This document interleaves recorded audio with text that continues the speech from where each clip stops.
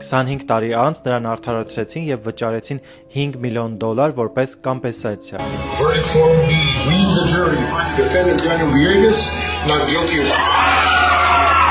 1993 թվականին Տեխասում 4 երիտասարդ տուն վերադառնալիս մեքենան կանգնում է նրանց առաջ եւ մի քանիսի վրա սկսում կրակել։ Դրա պատճառով երկուսը մահանում են եւ երկուսը ծանր վիճակով տեղափոխվում հիվանդանոց։ Ոստիկանները գնում են եւ ձերբակալում Էլին, ով այդ ժամանակ 16 տարեկան էր։